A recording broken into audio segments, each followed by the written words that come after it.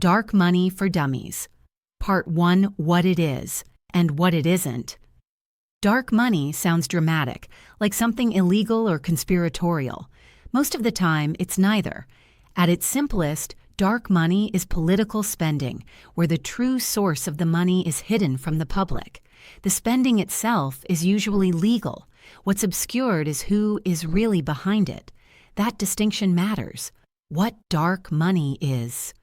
Dark money typically flows through organizations that are allowed to spend money on political causes without publicly disclosing their donors. These are often nonprofits or issue advocacy groups rather than campaigns themselves. The money can be used for ad supporting or opposing candidates, messaging around ballot initiatives, issue advocacy that clearly benefits one side without explicitly saying vote for or vote against. By the time a voter sees the message, they often have no practical way of knowing who paid for it, what larger interests might be involved, whether the message is local, national, or purely financial in motivation. The money is dark, not because it's criminal, but because the light stops short of the original source. What dark money is not.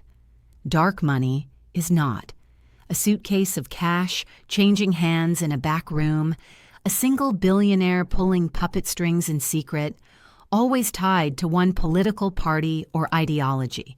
It's also not limited to federal elections. In fact, it often shows up more clearly in state and local politics, where disclosure rules are looser and attention is lower. Importantly, dark money does not usually persuade people by lying outright. It persuades by selecting which truths get amplified and which questions never get asked. Why the term exists at all. Political campaigns have long been required to disclose donors. The idea is simple. If voters know who is funding a campaign, they can better judge motives and credibility.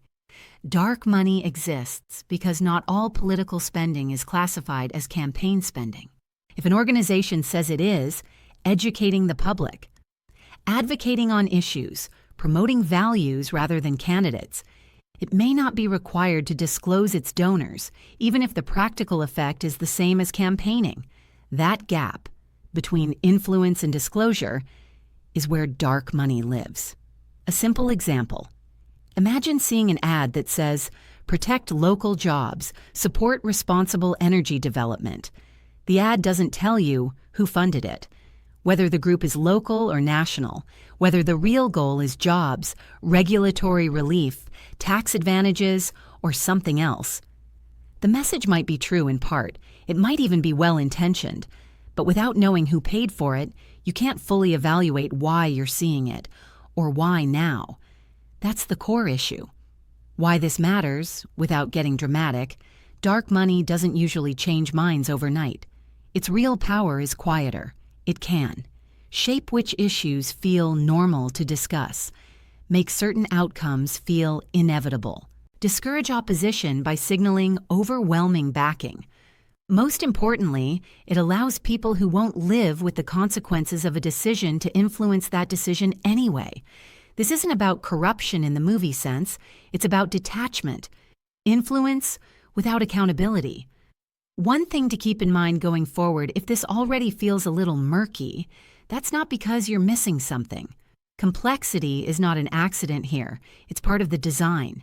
In the next part, we'll look at why dark money exists at all, why it's legal, and why simply disclosing more hasn't solved the problem. For now, the takeaway is just this. Dark money isn't hidden because it's illegal. It's hidden because hiding works.